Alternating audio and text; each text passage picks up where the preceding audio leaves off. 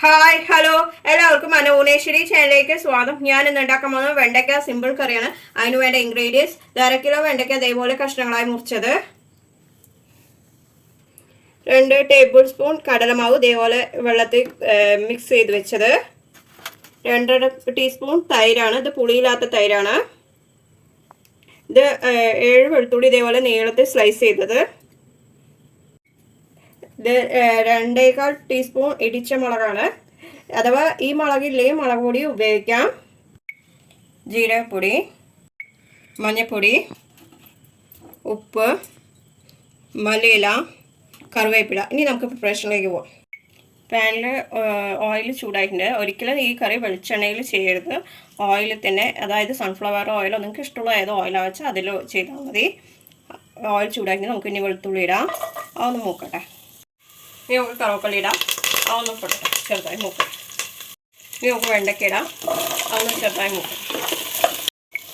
വെണ്ടയ്ക്കയുടെ വഴുവഴുപ്പൊക്കെ പോയിട്ട് നമുക്കിനി കടലമാവ് വെള്ളത്തിൽ മിക്സ് ചെയ്തത് ഇതിലേക്ക് ഒഴിക്കാം. അതൊന്ന് ചെറുതായി ഇത് മിക്സ് ആവട്ടെ ഇതിലെല്ലാം കൂടി. ഇതോടൊപ്പം നമുക്ക് ചില്ലി ഫ്ലേക്സ് ഇടാം, ഇടിച്ച മുളക്, അതൊന്ന് ചെറുതായി മൂക്കണം. നമുക്കിനി 1/2 ടീസ്പൂൺ മേലെ മല്ലിയിടാം, അതൊന്ന് ഇനി നമുക്ക് തൈര് ഒഴിക്കാം.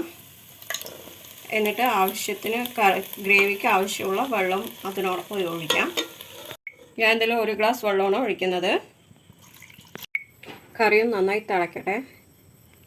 തിളച്ച ശേഷം നമുക്കിനി ബാക്കിയുള്ളതെല്ലാം ഇതാവാം. നമുക്ക് തുറന്ന് നോക്കാം. നന്നായി തിളച്ചിട്ടുണ്ട്.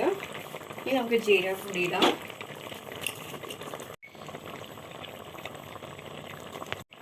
രണ്ട് ടീസ്പൂണാണ് ജീരകപ്പൊടി ഇടുന്നത്. കറിക്ക് ആവശ്യമായ ഉപ്പിടാം.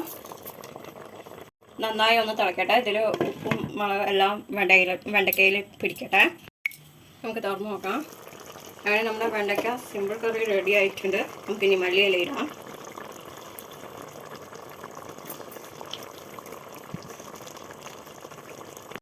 വെണ്ടയ്ക്ക സിമ്പിൾ കറി റെഡി ആയിട്ടുണ്ട്. ഇത് വെണ്ടയ്ക്ക വേണ്ട ടൈം മാത്രമേ ഈ കറിയിലേക്ക് മെയിനായിട്ട് എടുക്കുന്നുള്ളൂ.